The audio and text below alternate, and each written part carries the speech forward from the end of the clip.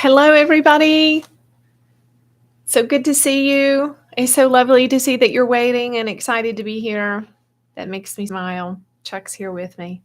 He prefers to be off camera. He's like, what's that? The neighbor Wilson on Home Improvement. You guys remember that? Just to like peek up over the fence and talk to them. You never got to see his face for like however many seasons he was on. Anyway, it's good that you're here. Welcome tonight. The topic is the 3 sacred sisters you want to meet. And no, they're not angelic beings. Well, I don't know. We might have some of those show up too.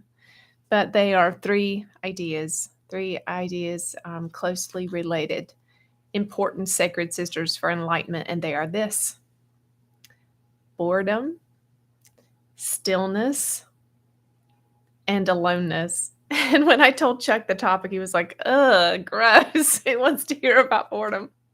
Well, he didn't say it quite as dramatically as I did. He wasn't too enthused. But let's just see if there's anything to these 3 sacred sisters of boredom, aloneness, and stillness. I'm bored. Chuck says he's bored already. All right, I'm going to start before we jump into channeling. Right at the get-go, we're going to jump into channeling. But first, I want to read this little part from the answer to all your questions. And this is the first book of Judah. And I wish you guys could see how much stuff we have to go through. I don't want to call it stuff because it's sacred stuff. But I've got 300 channels sitting on my phone right now that we haven't had a chance to get out there to you guys. But I imagine there's probably enough for 10 or 12 books already. But I want to read you this little part here where Judah was talking about doing nothing. It says, human beings drive themselves to madness, exhaustion, desperation, and ill health with their constant doing. There is a higher way. Doing nothing is a powerful spiritual practice that's closely linked to imagination.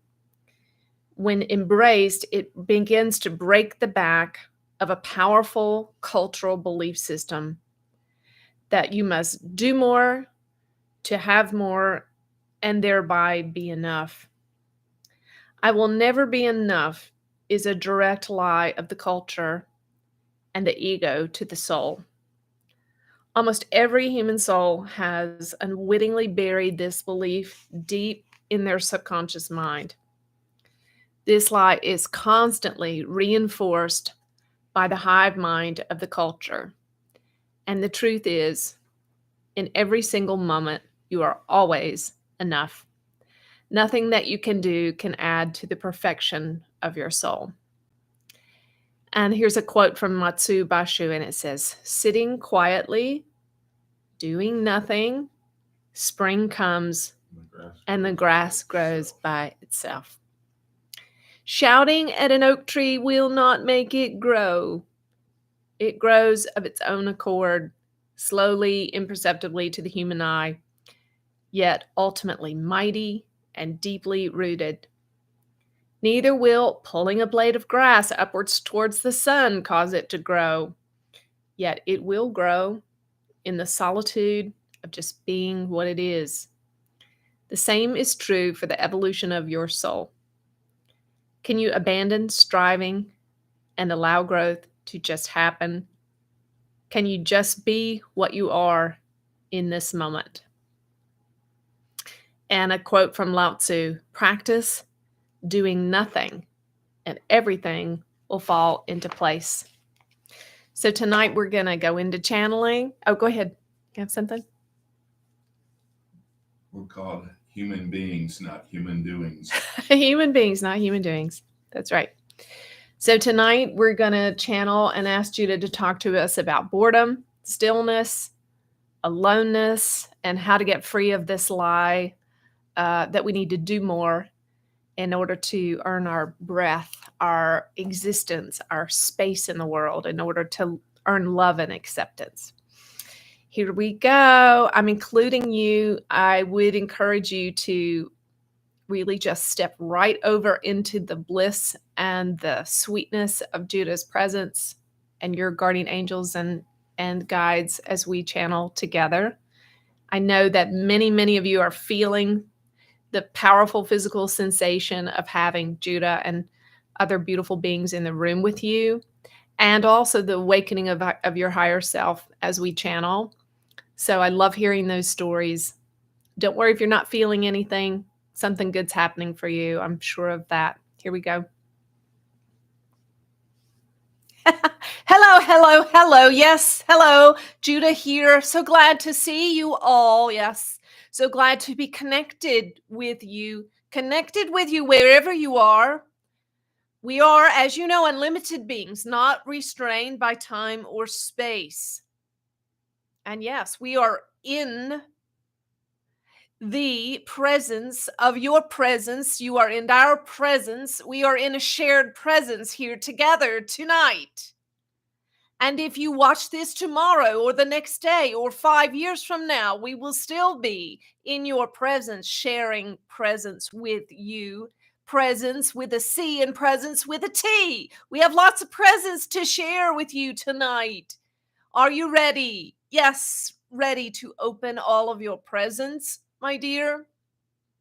And yes, there are 3 very precious presents we would like to give you tonight. The gift of boredom, of silence, and of aloneness. Well, we'll just take one at a time. Oh, boredom. Oh, goodness. Oh, goodness. We hear you yawning already just from the topic. And trust me, dears, this is what you want to do more of. More yawning, more boredom, more staring off into space. More minutes and moments of allowing your body, mind, soul, all of the complex structures of who you are to relax. To relax. You see, this was a lot of the motivation behind this 2-year illness of this vessel.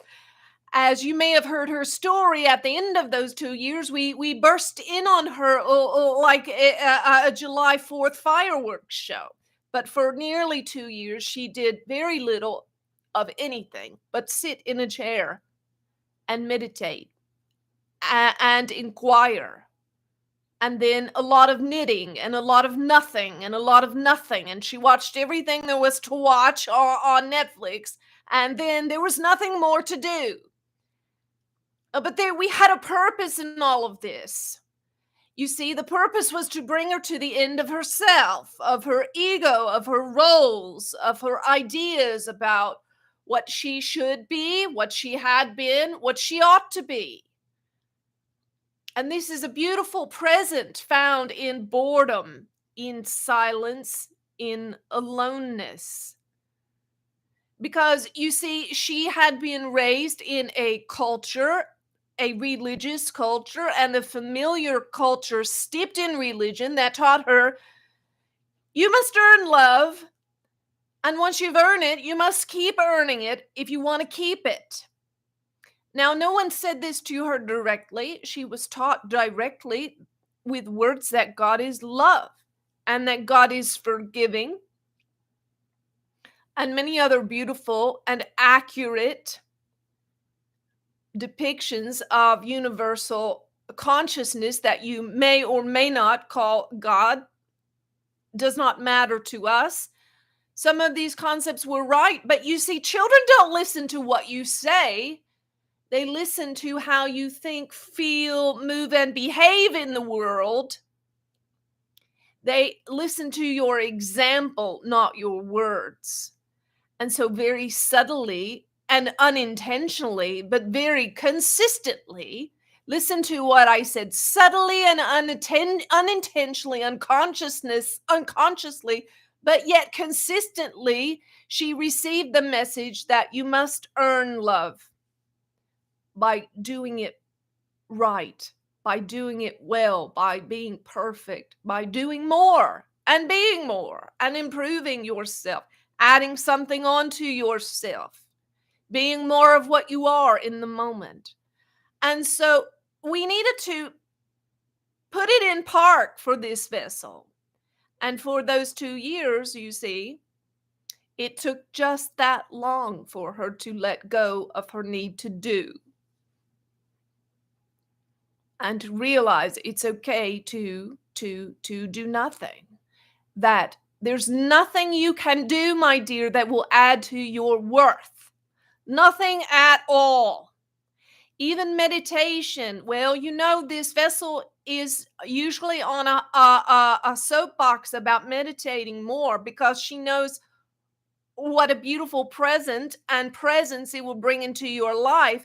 But understand that even that adds nothing to your value. There is no spiritual practice that will add to your value. And you can get your masters and have mastered nothing. And you can get your PhD and just it will be piled higher and deeper.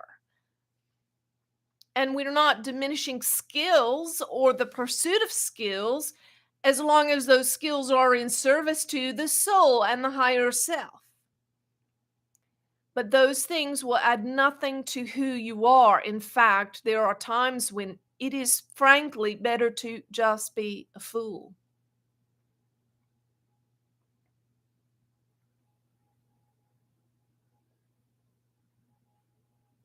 So, can you let yourself be bored? I would dare say that most of you cannot sit still for an hour and do nothing.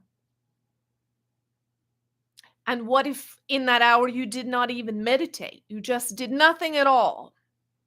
Could you do it? But begin, my dears, making spaces in which you do nothing productive whatsoever, nothing to add to yourself or to others, but just to be. For the master Osho said that boredom is a gift reserved for humans. No animal, bird, tree has this gift. It is unique to humans.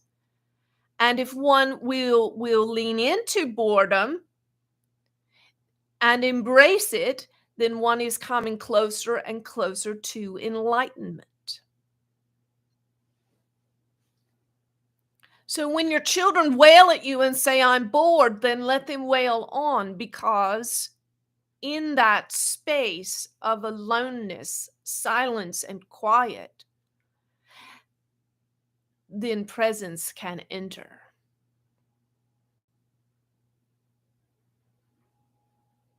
If you have a closet that's stuffed to the hilt with things, and you buy something new, you won't likely store it in that closet, because if you open the door, everything will tumble out on your head. And so how can you receive the presence and beauty of something new and powerful in your life when you're stuffed with so much activity and busyness and doings and doings and doings? And my dear, you see, one of the problems is particularly in modern cultures is this. There is so much addiction, and God bless your precious hearts, so much pain underneath it. But you can just trade one addiction for another. You can trade your alcohol or drugs or pills or cigarettes for doing something else that seems more acceptable or more compassionate or altruistic or whatever. But if you're doing it to cover up pain, it's still an addiction.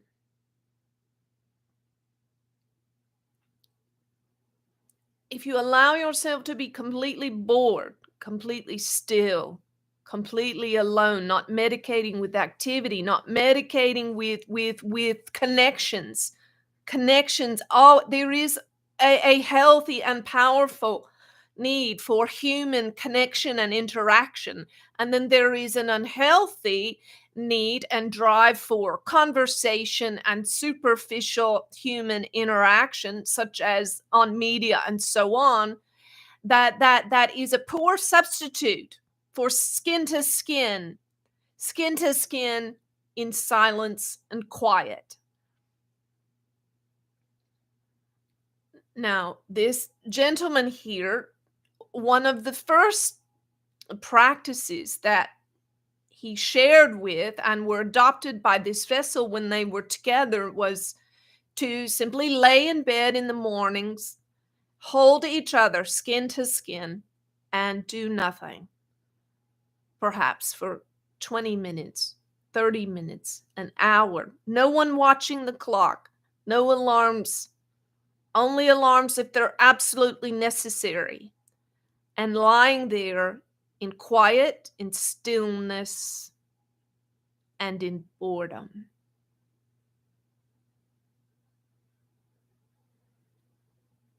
And these are the spaces in which your fifth dimensional soul wakes up and steps forward. And the mind is shh.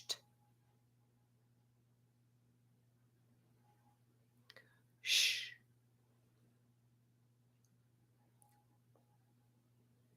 Now, this gentleman was very bold in his teaching of this vessel. When she would ramble on and on from her mind, he would sometimes just say, shh.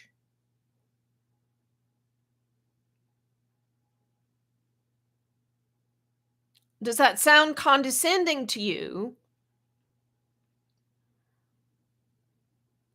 And it was infuriating at times to her egoic parts until she woke up and understood. Oh, I see. I'm talking. I'm talking out of my ego. I'm acting in addiction. I need to say more, and fill the space with my fearful ramblings. And this man had the wisdom to say, shh.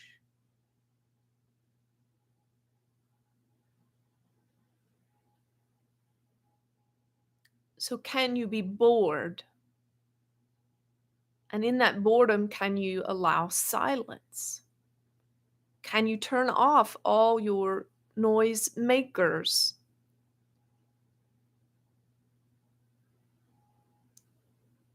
For this is where source is found in between thoughts, in the space between this thought and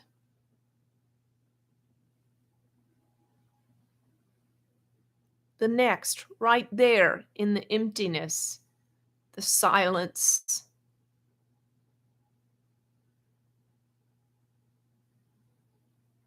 And the boredom, that is where your vibrational frequency begins to be radically lifted and expanded, and you experience yourself as so expansive there.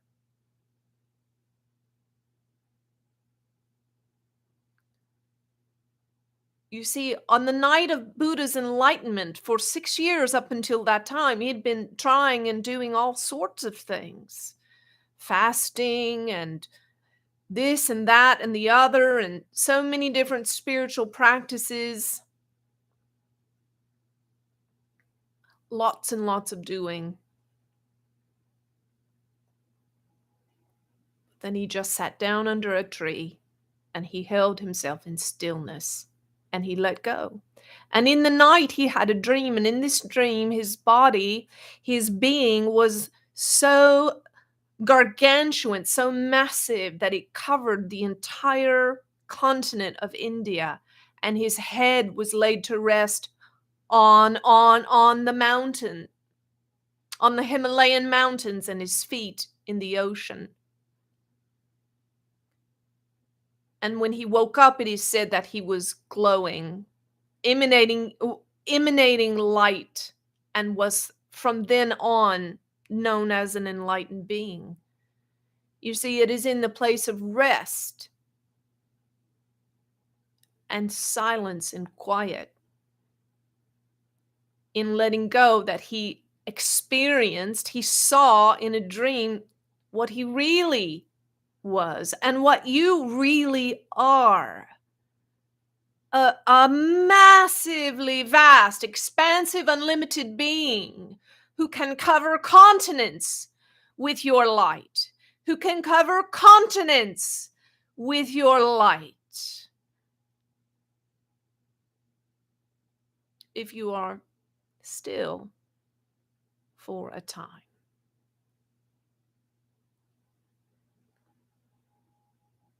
Now, as I said, meditation is not a necessary spiritual practice. It adds nothing to your worth, your value in the universe. That being said, I have rarely seen a human who is resistant to meditation that in that resistance was some egoic activity, some part of the mind that hates meditation because it does not want to let go, to relinquish control. So perhaps just do it anyway. And one day you may find that you love it and that your friends and family can barely pull you away from it. And if it's so difficult for you, don't worry about the meditation part. Just focus on holding your body still for a little while. Just still. Now, this Bezel was walking down the street one day and she saw a bag of leaves at the curb, and on the bag were the words Home Depot, where doers get things done. And she heard in her heart a chuckle, and we said, meditation, where doers get things done.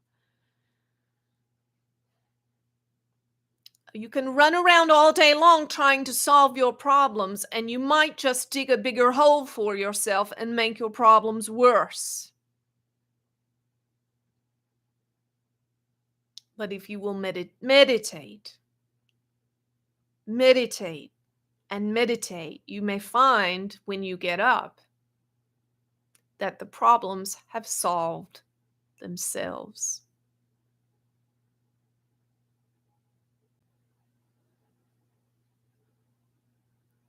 Now let's talk about aloneness. Ooh, yes, much talk, much research, much concern about the epidemic problem of loneliness. People who have everything to live for, everything going for them in the human sense, and they feel very alone, separate, isolated, heartbroken, disempowered. And we know some of you are feeling lonely even now.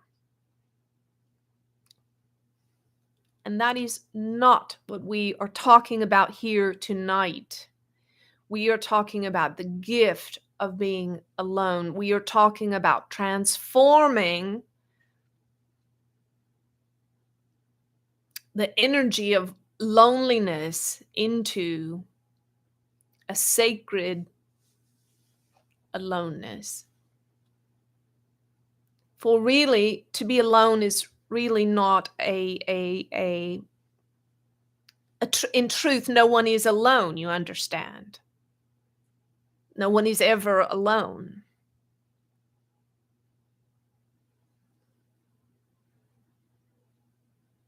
But when you can be comfortable with yourself, with your higher self, with who you are, and feel the completeness of who you are when you are alone, that no one, not even your Prince Charming, not even your Cinderella, can add to the perfection of you, nor take away from the perfection of you. You see, there's so many who think to themselves, oh, if only I just had someone and I wasn't alone.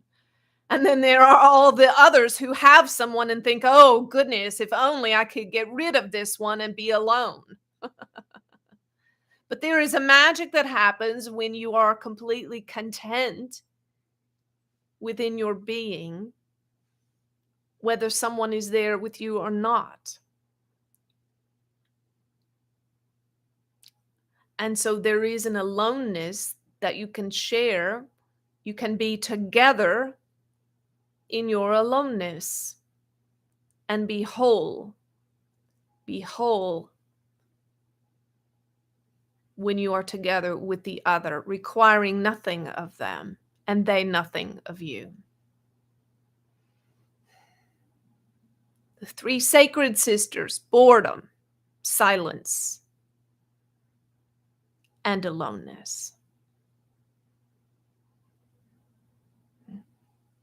You have some things? You don't have anything? No, you pretty much covered Okay. it. I have one question here from Brittany Nicole, and I've just been kind of ruminating on it for a while. And it was in response to another video in which Judah mentioned how we can be addicted to sadness. And this was a part of my personal experience. I found out, as Chuck is a brilliant acupuncturist, as most of you know, and I would have these rounds of sadness that didn't seem to have any logical explanation, probably historical stuff, but I had kind of an emotional set point of sadness, like you have a set point on your thermostat. Whatever you set your thermostat to, no matter what's going on outside or inside, your thermostat's going to bring the temperature to that set point. Well, mine was kind of sadness. And Chuck told me at some point, he said, "You're addicted to sadness." And you proved it to me. Do you remember how you proved it to me? No. Well, I think he drew some of my blood, and we did some muscle testing. Yeah. So he drew some blood one time when I was feeling especially sad and crying a lot, and we did some muscle testing around it and found out that, yes, I was physically addicted to sadness. How did that prove it? I don't know. You tell me, sweetheart. You're the expert, not me. Lean in a little bit. So whatever emotion you have going on, you will create a chemical related to that emotion. Fear, anger, sadness, whatever. So what happens if you're in a certain emotion a lot and you release that chemical a lot? And love, the in love is a chemical. The in love. It's a chemical that's released. That's why people do things they wouldn't normally do. It's a chemical that eventually will wear off, and hopefully there's a different type of love, an unconditional love that they move into. But sometimes not, mostly not. So what happens, how I showed her was because there was the chemical of sadness in her blood. That's what we tested for. So and so one of the things that happens is if somebody goes through a series of some events that cause a specific emotion, like sadness or anger or whatever, then they can become addicted to it. Mm-hmm. So one of the things, there's the things you can do is, one thing is make sure, go back and look at, okay, what was the initial cause of this sadness? Now, have I let go of that and this is just an addiction now? Or have I not let go of that, and it's going to be impossible to get rid of the addiction till I let go of that? So look back and see if you can trace back to the first time that you started to have a series of that emotion with that event. And then if it's still active, if there's still some there, then feel that emotion completely. Let that emotion go through your body. Let your body do what it wants to do. It wants to yell, wants to scream, let it do it and get rid of it. Okay. Now, if you're not still holding emotion left over from that beginning thing, then what you want to do is, when you start to get into that emotion, don't try to resist it. If what you resist will persist, just think about something pleasurable. Change your thought process. Think about one of the happiest days of your life. Thinking about how next summer you're going to go to the beach with your friends. Think about pleasant things so that you can start to release the chemicals that go along with that. And reprogram your unconscious mind and your mind to release the joyful, loving emotions rather than I hate to call them negative. There is no such thing as a negative emotion. Anger and fear are necessary. They can, unfortunately, we've been programmed to be in fear because they can manipulate us with fear. They can use fear to control us. And so, but if you're standing on top of a 50-story building and you start to lean over the edge, you should feel a little fearful. If somebody reaches over and slaps you, you should be angry. Hopefully, the idea is to release that emotion completely right then and not hold on to it. And so if you do that, then you will not get stuck in it. And if you can't, if it's a boss that you're angry at, then you can do things like write them a letter, cuss them out in a letter.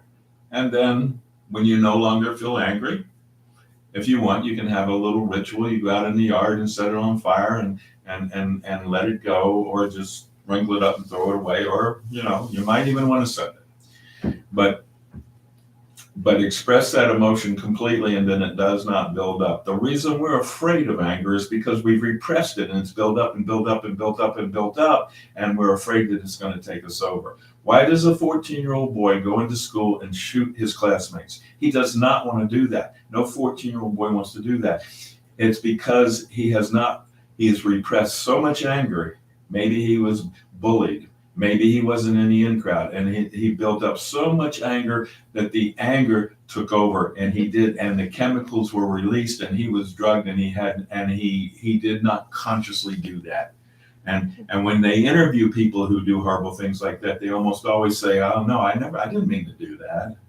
Yeah. That's not who I am." So when you start to move into sadness, change your thoughts. Your thoughts create your reality. Don't try to repress that emotion. Just change your thoughts to a thought that will create a different emotion. Mm-hmm. Yeah, and I think that's one of the gifts of boredom as well. I think a lot of us avoid empty spaces, silence, aloneness, boredom, because we're afraid of what's going to come up. Our ego somehow knows that once we have that space is created, it's not going to be able to repress the old pain and emotions anymore, and they'll come up. And so we avoid that quiet, empty space. But the truth is, like Chuck said, if we can just feel the feelings once completely, all the way through, without hindering them or repressing them anyway, then they're gone.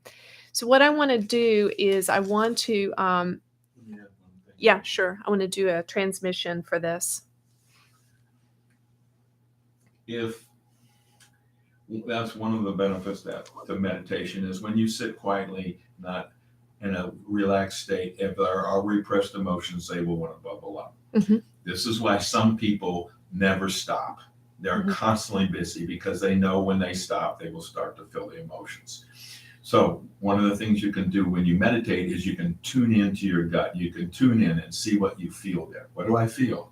Just tune in, just watch, become an observer. What do I feel? What do I feel? Oh, there's some anger there. Oh, this is interesting. Let's see what happens with this. And then just let it do its thing. You're an observer. This is not you. The anger is not you. And then hopefully you can release it completely when you do that. Mm-hmm.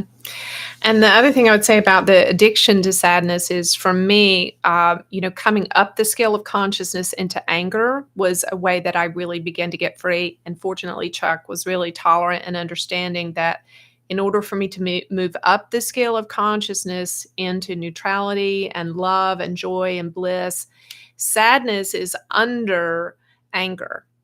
And so if you can move from sadness up to allowing yourself to feel angry, then that's actually a move in the right direction. And he was able to allow me to be angry about things, understanding that it really had nothing to do with him, and not judging it and just letting me be. And okay, so what I want to do right now to close up the night is I want to do a transmission. We're going to ask the Pleiadian sisters. In case you don't know, the Pleiadian sisters kind of reside in this realm of my being, and that's kind of where I always experiencing them as being here. And they have shared with me that they operate as like a trinity, for lack of a better word. So they're very connected and operate together as a unity. And they are specifically assigned to help me with Galactic Federation work, with a spiritual coaching for you guys, and also to help to regulate my own mental and emotional state. And so they tend to have a really beautiful, light, etheric, kind of angelic feel. And they really have a lot of freedom to give in the realm of emotion. So I want to ask them for a specific transmission for healing neurotransmitters, for cleaning the blood from addictions to sadness and fear, and for healing the hormone levels and elevating your natural serotonin, dopamine, and norepinephrine. That's what I want to ask them for. Okay, here we go.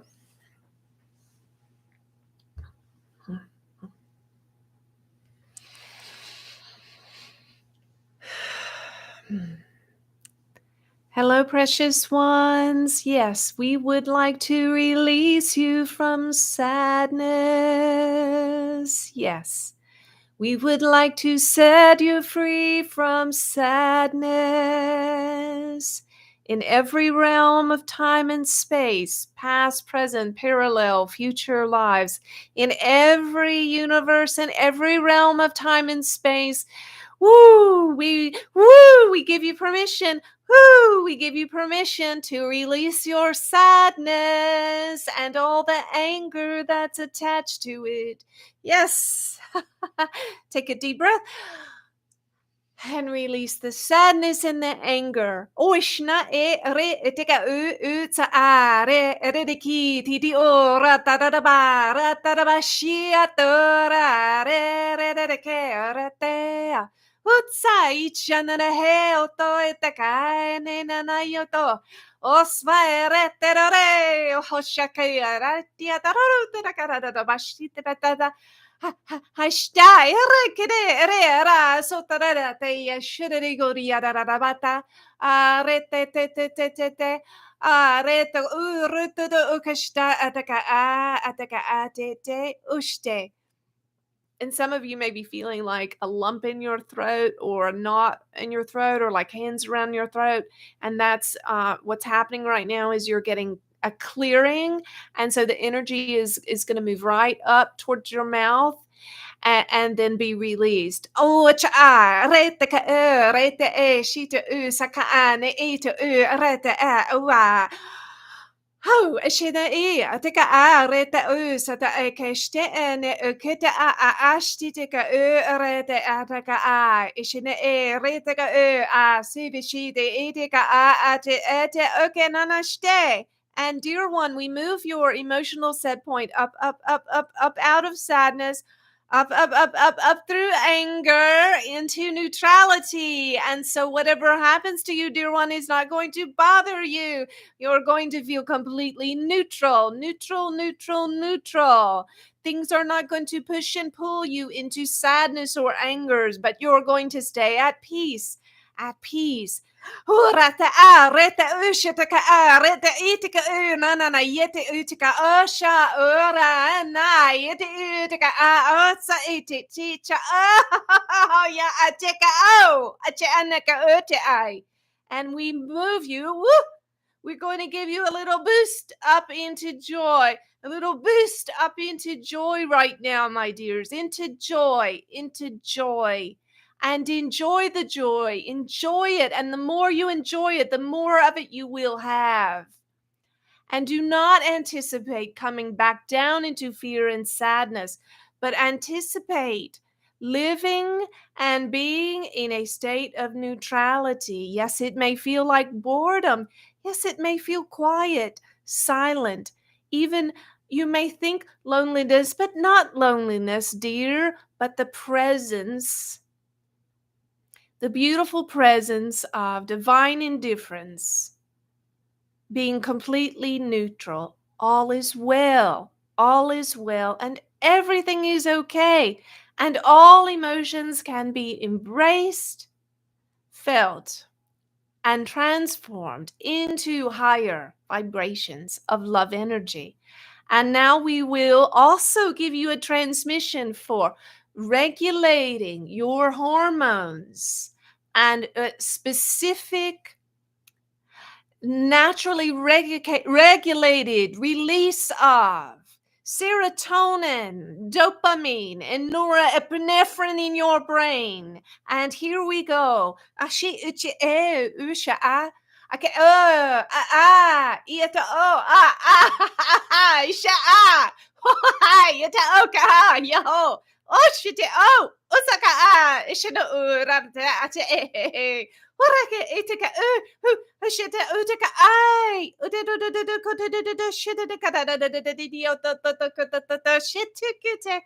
And we also want to cut away from the lie. Yes, there's one listening right now who is afraid to be happy and be joyful because people have told her that it makes them feel bad. It makes them feel bad if she is happy. It makes them feel sad if she is happy. And so she's repressing and restraining happiness in order to not be the odd man out, in order to not make someone else feel like they are lacking. That's not acceptable, my dear. You are here to have joy. You are here to be happy. Let the others be sad. Let them be angry. Let them be mad. You be what you are. Be what you are. Be what you are. And if you are happy, then be happy. Be happy and don't let anyone stop you from being happy. Yeah. Whew.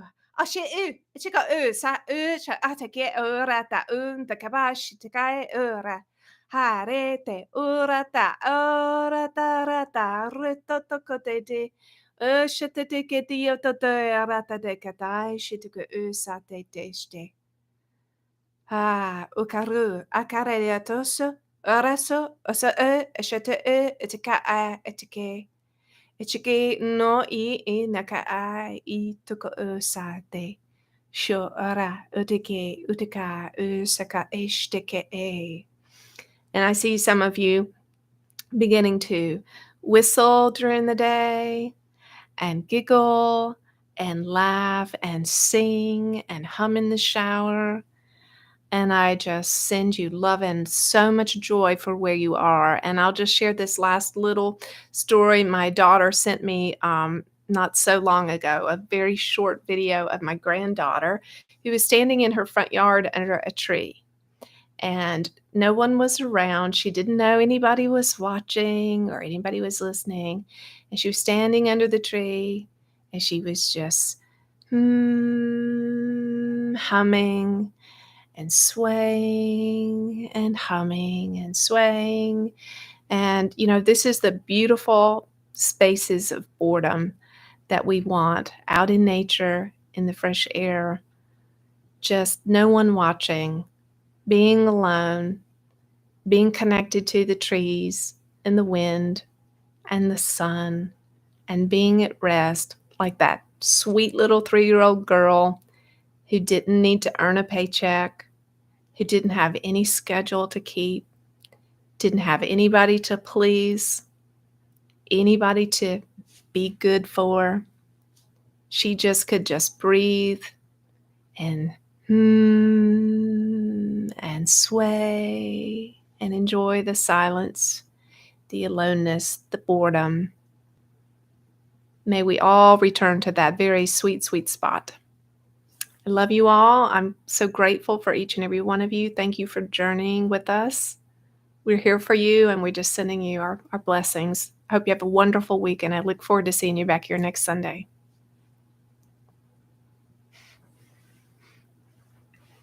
Oh, I should have asked if you had anything else. Okay. Okay. Well, we had 23 with